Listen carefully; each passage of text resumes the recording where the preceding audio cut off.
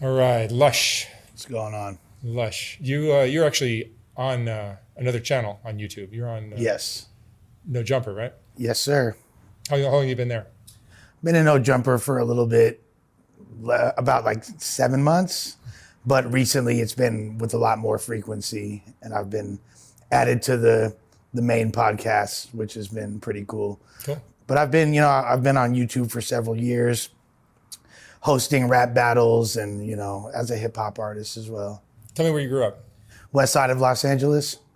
like the real West Side. The real West Side. I mean, depends on who you talk to. That's right. There's varying definitions of what the West Side is. If you talk to gang members, it's anything west of the 110. Yeah. Mean, then there's West Side, South Central. If you talk to affluent white people, they think it's everything west of the 405. But I'm literally the Sawtelle district of West Los Angeles near Palms Yeah. is where I grew up. And tell me about your family growing up. In Baldwin Hills and all that. My family, my dad's a filmmaker. My mom was a producer as well of plays. I'm basically, for as far back as my lineage goes, it's all people in entertainment and activism. And like my parents marched on Washington back in the day and all that. It's kind of crazy because my parents, I have two older brothers. They're 12 and 14 years older than me. So essentially it was like having two uncles, and they both left the house when I was really young. And my parents were like around my age now. They were like 40 when they had me. So I think they kind of expected to they already knew how to raise kids. They had it all figured out. This third kid was just going to be easy and a breeze to take care of. And it was kind of what wound up happening was the polar opposite of that. You finished high school? I did graduate high school by the grace of God. I wound up getting expelled.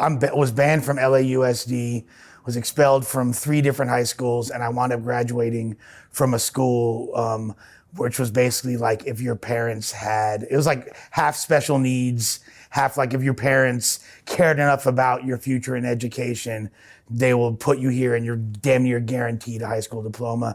On top of that, I was also sleeping with the secretary. She was like my same age. We were both 18, and she gave me answers to a lot of the finals. That helps.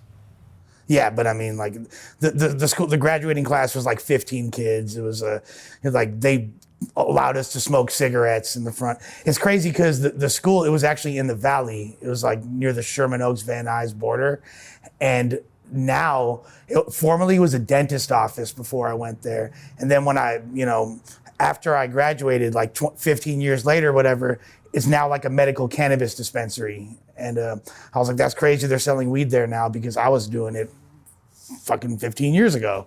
How would you describe your childhood in general? I come from a loving home.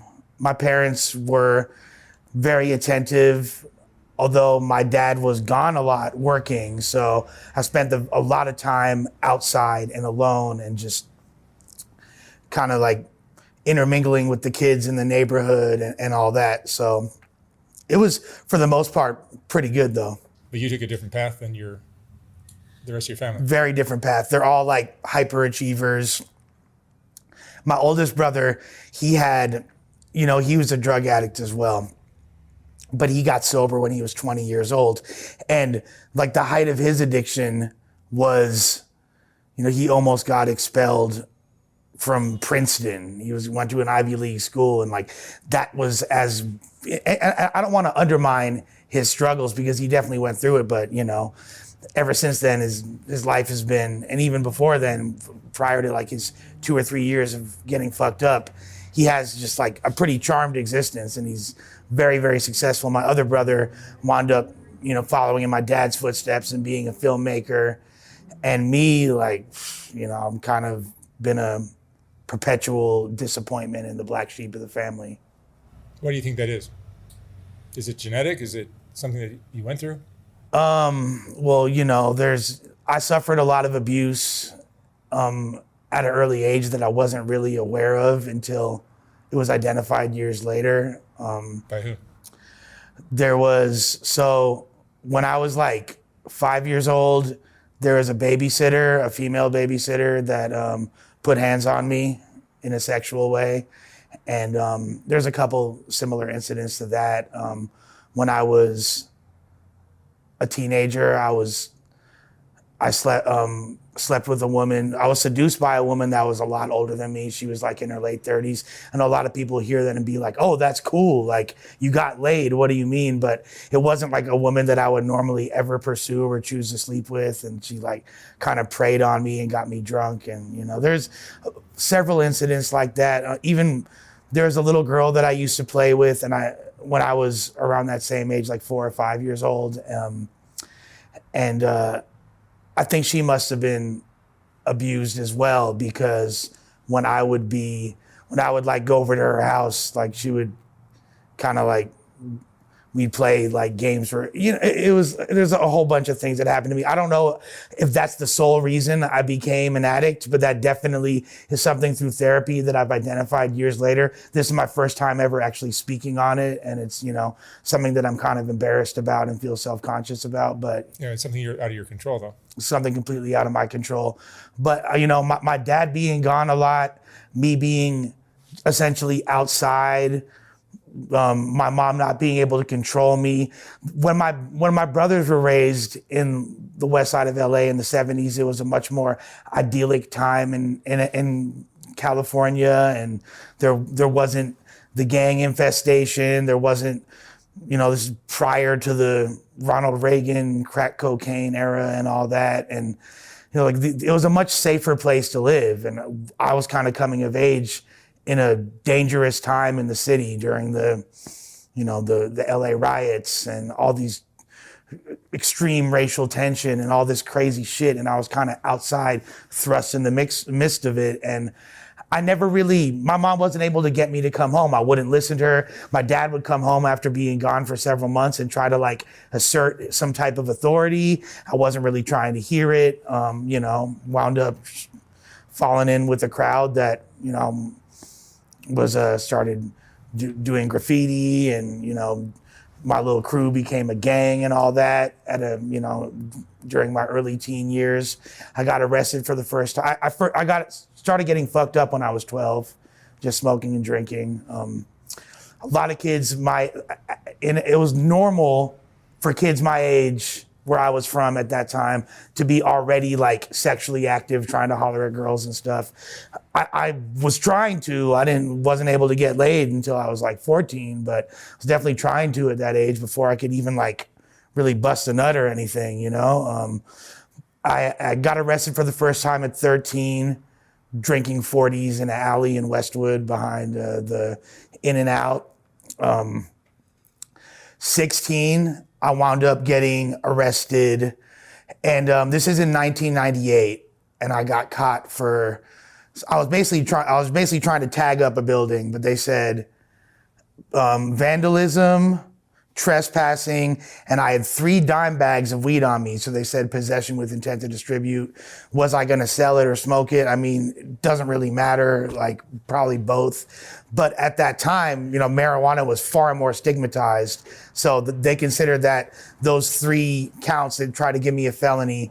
But instead of sending me off to a regular juvenile facility, they sent me to a place called Anacapa by the Sea. If you're between 35 and 45 years old and were an adolescent in Los Angeles and had a lot of severe drug problems, you might know about Anacapa. A lot of people got sent there. It wound up getting shut down by the state of California, but it was a full lockdown juvenile facility, but it had a heavy emphasis on substance abuse and things like that. And that kind of became drug boot camp for me, and I was perpetuated my addiction significantly. In addition to that, I got my first serious girlfriend who was a runaway, who was suicidal.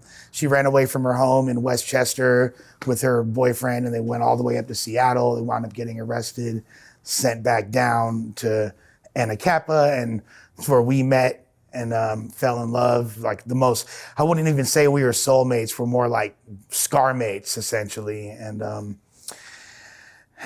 she kind of had me flipping my whole script. She was like gothic and shit, so I'm like, damn, I gotta I gotta like enter her world. So I started like, I've always been a hip hop head, but I started listening to like 9 Inch Nails and Skinny Puppy and trying to like, you know, get into more like gothic things and shit to keep her attention. She was really, really beautiful. She wound up being like in the original Suicide Girls book a few years later when she was old enough to, which was, I always thought it was tight. Like my first girlfriend was an OG Suicide Girl.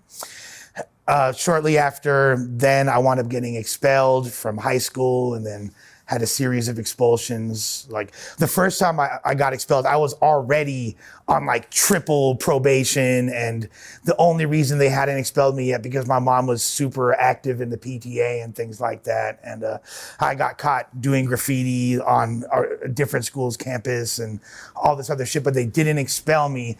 But I wound up getting, you know, Happy Days, you know, the Fonz's son, he was like a freshman and I was a junior. And there's a lot of Hollywood kids that went to the school I went to at the time. And I thought it would be funny to get him drunk. So I got him drunk for his first time during lunchtime, came back. Kid puked in art class, wound up snitching me out. I get expelled. Went to uni high, wound up getting caught smoking weed right basically adjacent to the campus. Got expelled from there. And the rest of my high school was pretty dysfunctional, like all different kinds of crime. Like I was, you know, hitting a lot of licks, even like some car theft, all kinds of crazy shit that I'm lucky to have never really got caught up for. Wound up between the ages of 16 and 19, though, I was in like 10 different treatment centers. When I was 18, I was supposed to, it was like the summer before I'm supposed to go to college, and my dad was making a film overseas. I'd been selling ecstasy before that and popping a lot of ecstasy like on a daily basis. Not like just partying with it. I'd like wake up in the morning and pop an E-pill and shit like that. It was kind of crucial. I was dating this Russian girl over there in West Hollywood. She stayed on in an apartment on Sunset and Poinsettia, and you know, she was like a big drug dealer. I used to hang out with all the Russians over there. And she was also a prostitute, but I didn't know it at the time because I'm like, was kind of naive and wet behind the ears. And I was like, yeah, when we'd be around other people, she'd be like, you can't tell them that I'm your girlfriend. And I like didn't know that was abnormal. I was just always been so desperate for acceptance and really wanted a relationship so bad. That's all I wanted. That's all I cared about. And it just never seemed to materialize. But that summer, my dad was making a film in a country called Luxembourg. Have you ever heard of Luxembourg before? It's like a historically nameless blip of a nation in between France, Germany, and Holland. And what it is essentially, it's a place where people go to wash their money. It's the whole country's like a bank. And you see like people pull up in limos, hop out with an attaché case, walk into the bank, and I don't know what the fuck they're doing. But my pops was making a movie out there, and I went out to visit him. And when I was out there, I wound up having an overdose on ecstasy. And I was so basically I'd popped some pills the night before, and I'm supposed to meet up with my parents for brunch the following morning. And I went to bed or whatever, woke up, and I was feeling really sick, like abnormal. I'm used to feeling the after effects of being on ecstasy, but this shit felt a lot different, and I couldn't quite put my finger on it. But I remember calling my mom, like, we're supposed to meet at like 1 p.m. or like 11, I forget what time. I'd be like, hey mom, like, I'm gonna be a little late. Can we like delay it an hour? She's like, okay, honey. Then like, it's about to be another hour, and I'm like, I'm feeling worse and worse and worse. My heart's leaping out my chest. I don't know what the fuck's going on. I call again, like, mom, I'm gonna need to, can we push it back a little more? I'm still not feeling that good. And she's like, all right, like starting to get a little bit suspicious. They're already like, they don't know what to do with me. I've been terrorizing their existence, you know, for several years at this point, but they're just hoping I go to college. For some reason, they think that if I make it and I survive this period and go away to college, everything will be okay. I don't know why they had that idea in their head. Maybe because they knew I needed to get the fuck out of LA, which was true. But for some reason, they're just like, they can't control me. But Then I'm feeling worse and worse and worse. I call my mom again. It's time to meet up. And she's like, come the fuck down right now. And I remember like, I'm starting to like lose, like there's like spatial distortions. I have no equilibrium. I remember looking at the mirror at myself and really all I could see is my own bloodshot palpitating eyes staring back at myself.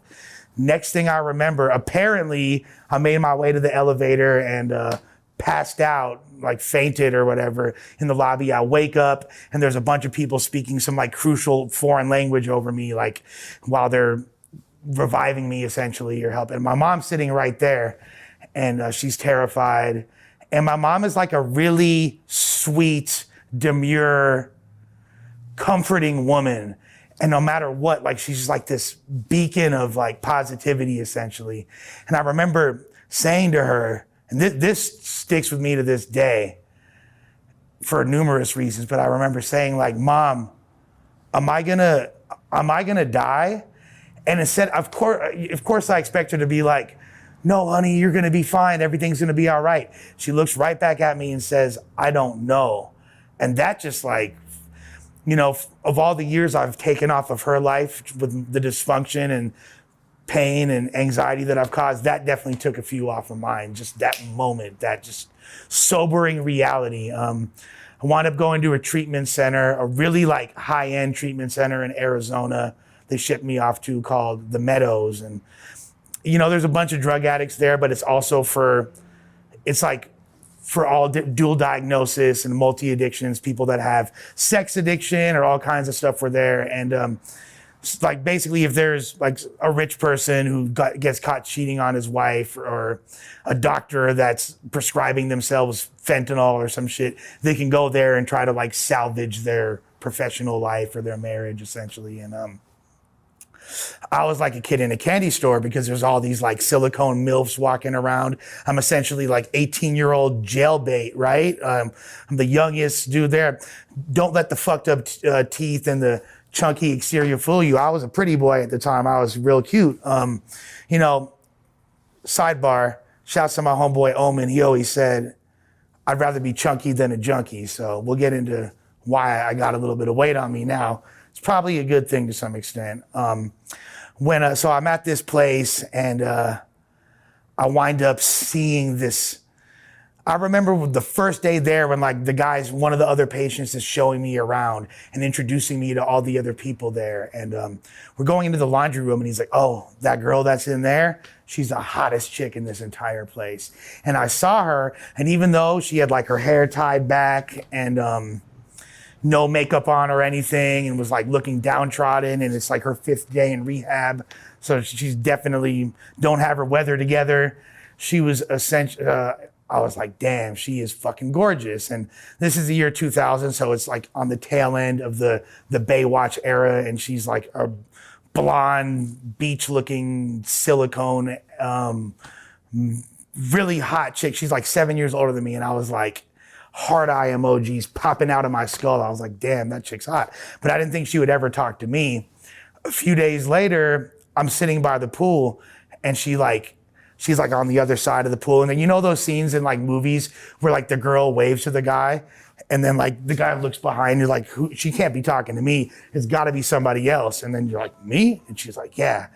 And then I was like, that literally happened. And she walks over, we talk for like 3.5 hours straight, wind up making out. Now, keep in mind, for all of you guys that haven't been to treatment centers, the number one most frowned upon thing in any rehab, besides doing drugs, is having any type of sexual interaction or hooking up with anyone. But that's all people are trying to do, because, you know, you have drugs, that's your only vice you have to lean on. When that's taken away, what do you have?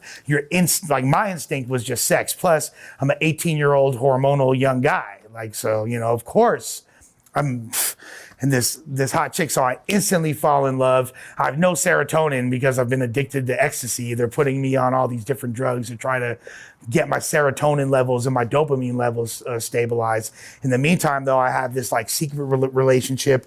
We're sneaking around the facility trying to find like the one place where there's no camera so we could like make out and I could like finger her or whatever. You know what I mean? Like, and it was, She was 7 years older than me, and she was one of the original employees of, this is like right after the dot-com boom. She was one of the original employees of a company called Netscape, which was one of the original web browsers. She started out as like a secretary, made herself indispensable to the company, had crazy stock options, and was apparently worth millions of dollars. So I was like, I hit the fucking jackpot. This super hot chick has all this money. She's foolish enough to like me because, and I'm doing whatever I can to manipulate her into liking me more, writing her poems, lyrics from songs from obscure artists that I hope she doesn't know, and I'm pretending it's my poems that I'm writing to her, and all this shit, doing whatever I can to endear this woman to me. And then when you're in a treatment center like that, they're always trying to recommend an aftercare facility, which is essentially like another rehab center, which is getting a kickback from that rehab center. It's all a fucking racket. It's all a business. And she was recommended to go to this place in New Mexico. And I manipulated the staff and my parents to agree to send me to that same place, obviously without them knowing that she was going to be there. They wind up shipping me out like before her. She wound up going home back to her family for a little while before she went. So I'm like there, and the whole week I'm there, instead of being a G and keeping my fucking mouth shut, because if I had just kept my mouth shut and not said anything and just, pretended to work this program or whatever, because the whole time I didn't care about being sober. I was just killing time till I could get fucked up again. Any treatment center I've ever been to, it was, whether it's because of my parents, because of whatever woman I'm with, or due to the state of California, I never on my own volition wanted to get clean. Ever. And I would do whatever I could to get fucked up in the meantime, in between time, whether it's fucking snorting drywall, making myself pass out. I tried banana peels, toothpaste, if there's drinking Listerine because there's alcohol in it, whatever. Like I wanted to get fucked up. However I could beat a drug test, I would do it.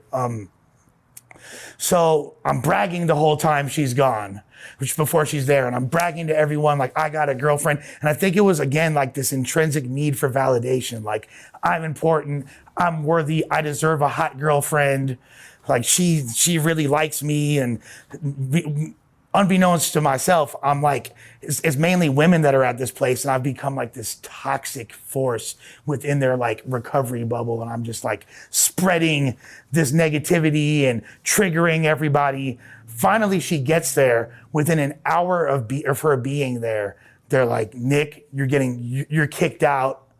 You're getting shipped off to another place. Then where they sent me was this place in a small town called Prescott, Arizona, called the Prescott House, which is like a hardcore pound you in the ass recovery. Like they're not fucking playing in the slightest. It's an all male facility. And most of the people there's regular drug addicts, but that's like the vast minority. Most people that are there because they're fighting some type of sentence or as a condition of their sentence, so they don't have to go to prison. And a lot of them are for sex charges. So there's people that are there's like this old Mormon guy who was there that had molested his granddaughter. There was another dude who had met a 14-year-old girl on the internet and seduced her. And I actually looked this guy up. He's still on the sex offender registry. There's all kinds of like, and I'm in the mix with them, and they have these really strict rules. Like you can't even masturbate. There's rules against masturbating. You're supposed to hold each other accountable, AKA snitch out people for everyone you live with for anything you see that violates their very, very stringent protocol. And I was like, this place is fucking hell. Well, I wind up meeting the only time you could talk to girls. And of course, I'm being labeled as a sex addict when I'm really just an 18-year-old regular kid with a healthy libido. I'm like, bro, I'm just trying to get fucking laid. And like, but I'm a sex addict because I was obsessed with this girl and all this crazy shit. When I first got there, I'm like using the payphone to call the payphone at the other spot, trying to talk to her like, you need to get me the fuck out of here. Here's the deal. You got millions of dollars. Let's run off together and live an idyllic existence and mosey off into the sunset. At a certain point, she's like, no, this is harmful for my recovery. stopped taking my calls, left me completely heartbroken and devastated. So I'm like now facing the harsh reality that this is my existence. All I want to do at this point is get back to LA, but I'm stuck in this little podunk town in Arizona. The only place you could talk to women is at the AA meetings, and then it's on a super monitored basis. I wound up meeting a girl there who's in like the female version of the place that I'm at. We wind up running away together. I like take the little bit of money that I have because they give you like an allowance of like $50 a week or some shit. And I wind up saving up for a few weeks. We she has money too. We're like maxing out her cards, all this shit. We're staying in dope fiend motels with monthly rates, wind up meeting people in the little community over there. And we start selling acid, start doing whatever we could to get by and hustling and just trying to make ends meet. I actually had a job for a little while too. I was working at Whataburger, which is not better than In-N-Out for all you Southwestern people. I'm sorry, it's not. But that was like, and this girl that I was in love with was a crazy nymphomaniac to the point where, you know, she had slept with everybody in the fucking town. Like she couldn't, if you left this girl alone for 10 minutes, if I left and there was another guy there, she would suck his dick. It was that crazy. And I was just like miserable, but at the same time, I'm like happy, you know, that at least like I'm able to get high. And, but my existence is really bleak at that point. I wound up getting an upper respiratory infection and I went to a free clinic to go to the doctor and tell the doctor my history, tell him I'm a recovering addict and all that. And this guy, I remember the doctor at the free clinic chuckling to himself. And when he's like, well, if you're a recovering addict, you'll probably like this. He gave me a prescription to codeine with promethazine, cough syrup, thing called bar. It was like a pint-sized bottle, and there was with 4 refills. I essentially spent the next, month or so, couple months, just in a leaned out daze. I had sipped syrup before, growing up. Like I knew about like DJ Screw and 3 6 Mafia and stuff, but this was like the most I had ever been into it like that. And I wind up somehow, some way, my drug counselor that I had that I was seeing back in LA winds up coming, snatching me up and sending me back to the treatment center that I was at before. After that, at that spot, I wound up meeting a girl who was from the Bay Area, from a small town named Alameda outside of Oakland. And we kind of struck up a relationship there. And I wound up moving to the Bay Area at 19 years old. And lived in a series of halfway houses until I finally got my own apartment and really started I was already actively pursuing my dream of becoming a hip hop artist, but that's when when I got my own spot, when it really kicked into high gear. From a young age, I had really, really simple ambitions because I didn't expect to live long. I thought I was gonna die in my early 20s, and I didn't care. I wanted to. I welcomed death because I figured like it would, James Dean, die young, leave a beautiful corpse type thing. And I had no sense of a future. I didn't care or know. And I was so narcissistic that I didn't care who would be the family that loves me, my parents, my brother, my grandmother. I didn't care about the pain it would cause anybody if I was dead. And I was such low self-esteem. I kind of was like, they're better off without me. I'm a huge liability. All I do is break their heart, cost them money, steal from them, whatever, steal anything that's not fucking nailed down. But all I wanted to do was to like rap on a stage and have people say that I was dope.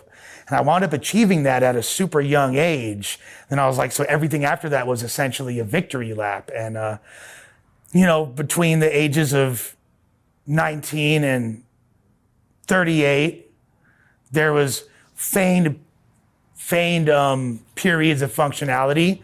I had periods of success, but the whole time I'm addicted to drugs. I I was smoking weed every day since I was 12, drinking habitually. Never really got like delirium tremens or like would shake when I didn't drink, but I would feel really agitated when I wouldn't drink.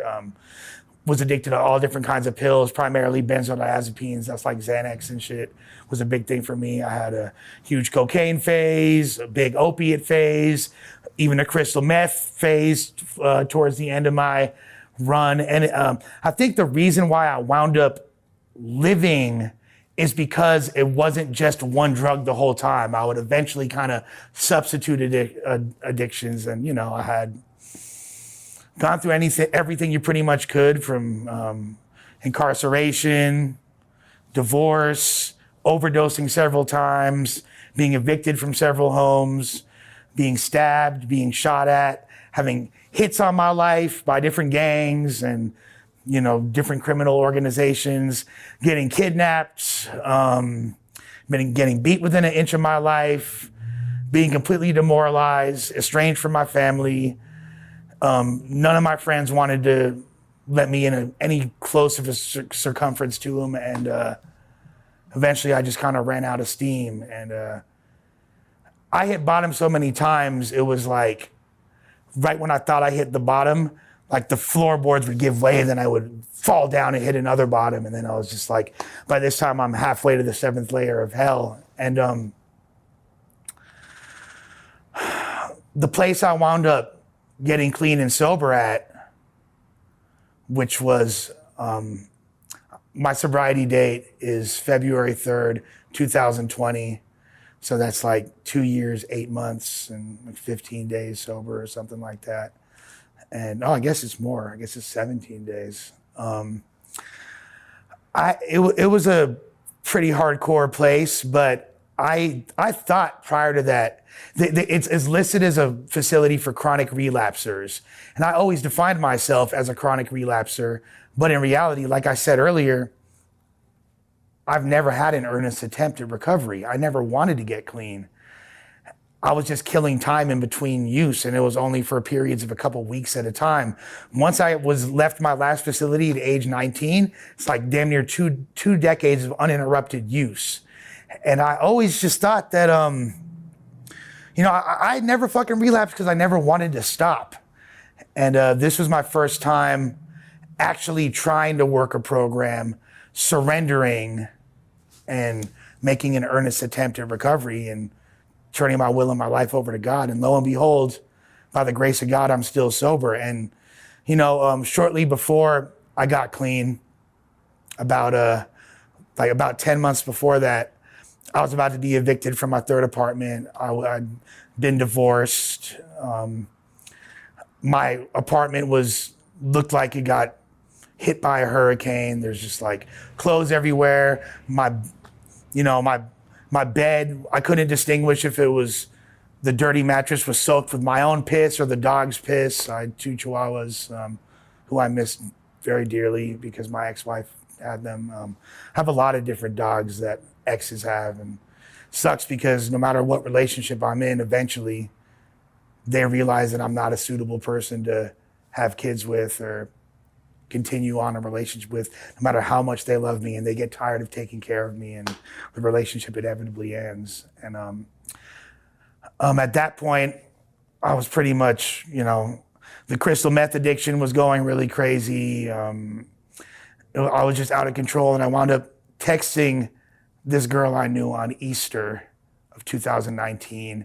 And I was like, happy Easter. And I put the little star emoji. She texted me back. And for some reason, we wound up talking. And this is like a girl that really woman that has everything together.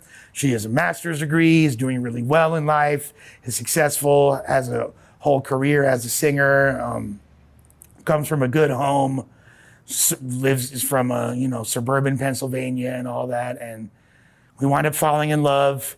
She moves to LA with me to kind of save my life. And she literally like cleans and organizes my entire life. I'm getting evicted, so she moves us into a new apartment. And all she asks is that I get clean. And I'm lying to her the whole time, saying I'm trying to get clean.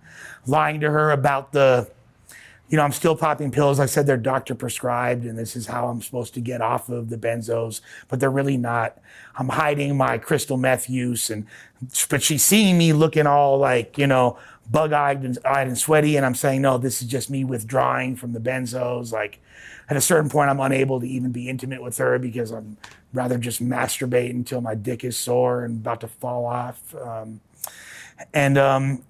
Because I'm taking the rent money and spending it on other shit, I wind up getting us evicted again. She moves us back to her family's home out in the East Coast, and so that's where we stayed. But I needed to go back to LA because, in the suburbs out there, it's not like I could go to the corner and find drugs. We're like in a really kind of almost rural area.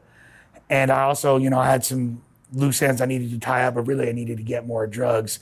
So she flies me back to LA, and within a month of me being there, I wind up in this treatment center, which was in Texas. It was a place called BRC, and it wound up saving my life. I was there for 4 months, and then I was in a sober living house for 2 months. Then my fiance and I wound up moving back there and back to the East Coast, and I was back and forth since I got clean between LA and out there. Things started to go really well for me, and I was completely dedicated to the program. I'm going to several AA meetings. It was weird because before I went into treatment, I had heard about this thing called the coronavirus or whatever. I'd heard it mentioned a few times, but when I was in treatment, this global pandemic breaks out, and I'm kind of like oblivious to it because, the spot I was at had no technology. We have no access to phones. We're able to make one phone call a week, monitored by a counselor, and it's only to a person that the counselor chooses. So it's either one of my brothers, my mom, my dad, or my fiance, and it's for 10 minutes and monitored. We have no access to television. The only news source we have is newspapers, and kind of hearing about all this crazy shit that's going on. But it's also kind of like fueling my egocentric drug addict nature. Like, well, I go to treatment and the entire world shuts down. Like, isn't this it's because of me? Like, isn't this great? And then I got out, and it was kind of trippy, but it was a really disconcerting transition to make when I got reemerged into society. I'm kind of grateful that I did it through a sober living house. So it was kind of nice and a little bit more settling and gradual. And, at that time was living a really simple life, and I was genuinely happy for the first time in my life. I remember being at the hotel my fiance was staying at near my sober living house, and just shortly after I'd got out of treatment, and there was $140 on the floor, and I picked it up and I found it. I had completely lost sight of my moral compass, but at this point I actually had it again, and I went to the front desk, excuse me, someone lost this money. And he's like, oh, don't worry about it, just keep it. And I was like, really? But the fact that my instinct was to return it, even right now, if I saw that shit, I'm snatching it up. But at that time, I'm really, God is in my heart. I'm operating at a higher vibration, higher frequency. And I'm just I was just really happy. But then the ambition to get back into the world of entertainment and get my hip hop career popping off again, and my career as a battle rap host and curator. I had all these opportunities starting to come up, and wound up getting my first real, it wasn't my first record deal, but my first real label deal where I have my own label, and with my fiance and her brother, and I'm back in the mix with the battle rap thing. And then slowly but surely, recovery is taking a back seat. The fact of the matter is this: everybody in life has a pyramid of things that are important to them, whether it's, God, their family, relationship, work. There's a pyramid that everybody has. For me, I don't have the luxury of having a regular pyramid. My pyramid has to put my recovery first. If I don't have if the peak of my pyramid isn't recovery, I lose everything else that's important to me. And that's what wind up happening. Things were going great. I was making more money than I had ever made. In my life, I have all this amazing stuff going on. I feel like, my story is an influence and an inspiration to thousands of people. I have all these people that are so proud of me. All the wrongdoings of my past, I did a lot of fucked up shit. I did shit that I can't talk about because it would incriminate myself or others as well, I don't even want to get into it all, but I can't. I'd love to be honest with you, unburden myself and talk about it, but I can't. I really can't. But for the most part, a lot of the things that I had done, I made right.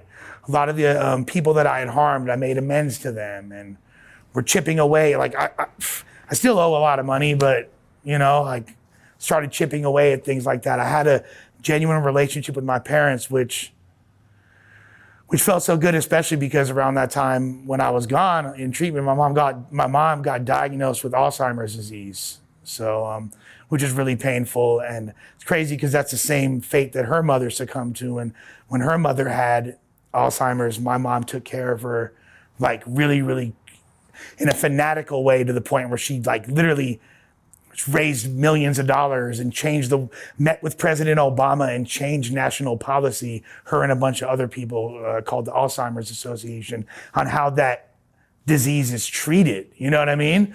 And she, her succumbing to that fate, it was really painful, but she has had enough wherewithal and memory to know that I was clean. And that, made me feel so good.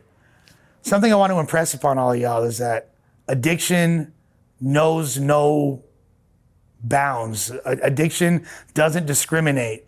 Addiction doesn't care about race, class, gender, orientation, socioeconomic status. All of that is irrelevant. Anybody can be stricken with this fate, with this disease. People like to say that it's not disease. People like to look at it as a choice. Well, diabetes is an affliction as well, right? But depending on what you do and how you take care of yourself, that determines the outcome of that. It's the same thing with addiction. If you don't wind up feeding that addiction, you could use it like, it's like a fire hose. And if you direct that fire hose to something productive, you wind up saving burning buildings and could do amazing things in life. If undirected, it's just flailing in all directions, looking like one of those guys, those dolls, what are they called? Those inflatable statues outside of buildings doing advertising, right? And that's kind of like what my addiction was. But, I wound up at a certain point, things started going left, and I had some money issues came up, and I went right back into my old patterns. I didn't relapse. I never used again, but I started with the biggest part of my addiction. The biggest problem I had was honesty. I was been a pathological fucking liar. And as honest as I've been during this conversation, there's moments where it's been difficult because it's like my instinct to just not embellish, but just say, I want to endear people to me, so I want them to have a perception of me that I think is going to make me look better than it really is.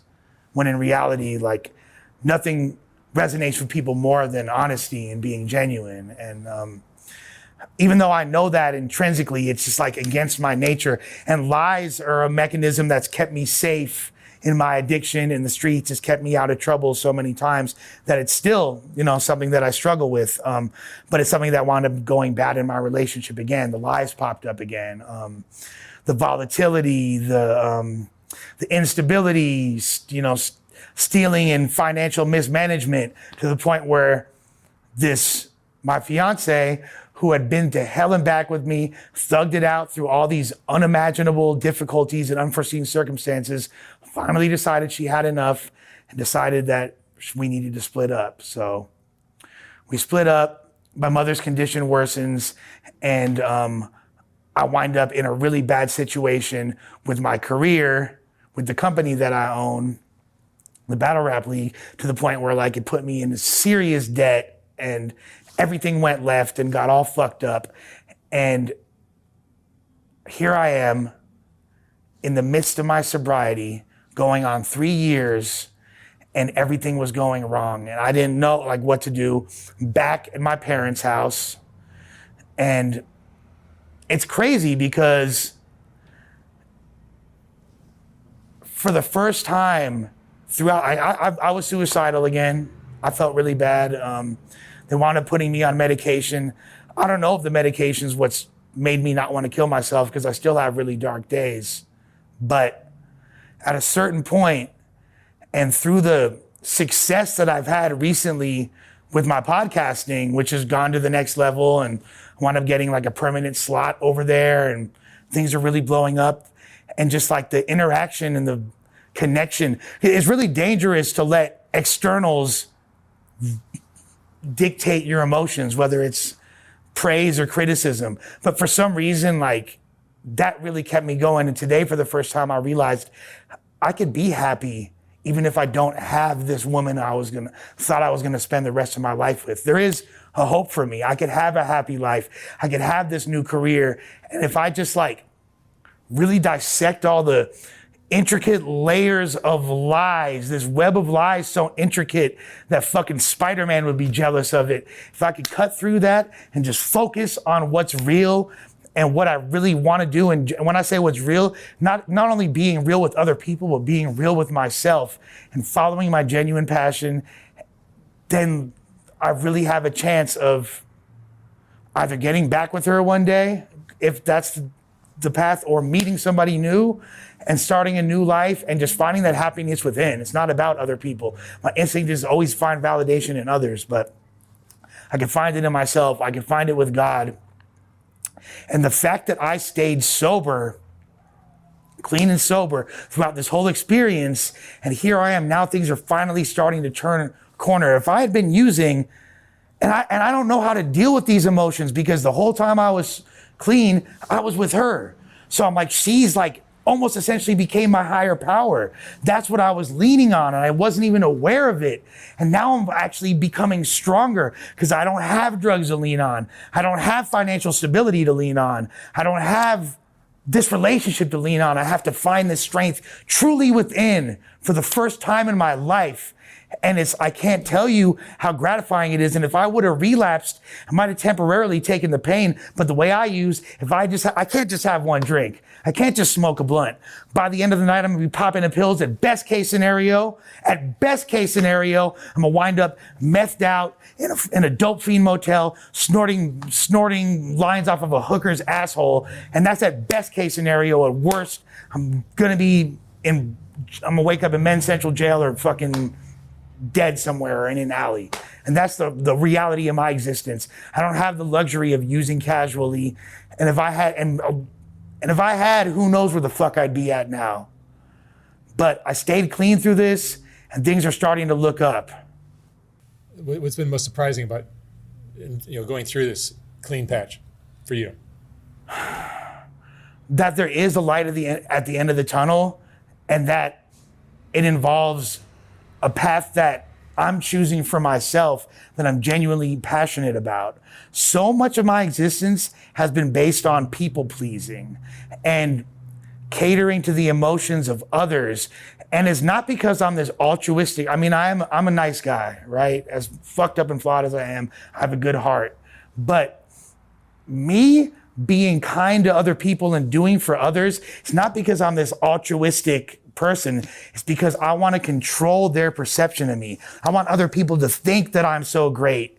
And then maybe one day they'll help me out if I need it. That it's really, I'm giving, but with selfish intentions. And I'm trying not to do that anymore. What's surprising is that I actually can be happy, and I can be happy by myself. That's like the craziest thing. And the temptation is still there? To use? Oh, the temptation is definitely always there. I mean, I was telling you the other day, I was taking a walk in my neighborhood and I smelt a coat of fresh white paint, and it instantly reminded me of cocaine. And I have a lot of thoughts of using the thought of using uppers isn't as appealing because I have naturally so much anxiety and I'm so stressed out and like wired up as a person. But the thought of like taking some downers and just sleeping peacefully for a long time, and that sounds amazing. I'm not gonna lie. Even the thought of smoking weed doesn't sound cool to me anymore. Like I think I would be all weird and paranoid, but just taking some pills and just drifting off into a blissful dream state, that sounds really appealing. But at the end of the day, the more I immerse myself in my recovery, the less tempting it is. Like, I'm still around it. The majority of my friends to this day still use. I'm around drugs all the time, around people smoking weed and drinking, you know, when I'm doing the podcast, when I'm hanging out. And I never, am I tempted? Like, the idea of it sounds good, but I'm never like, I want to do this right now, or I wish I could have a hit. I'm just like, it's kind of crazy, but no, you know, I would say that the obsession has been removed, and that definitely can happen. If I don't like to say this can happen to you, because I think giving advice is really pretentious, but for me and for millions of other people, the obsession does get removed. Like, I do recoil as if from touching a hot flame from the thought of using. That's great. All right, Nick, thank you so much for sharing your story. Thank Super you, I interesting. appreciate it. Wish you great luck from here on out. Thank you. Thanks, man.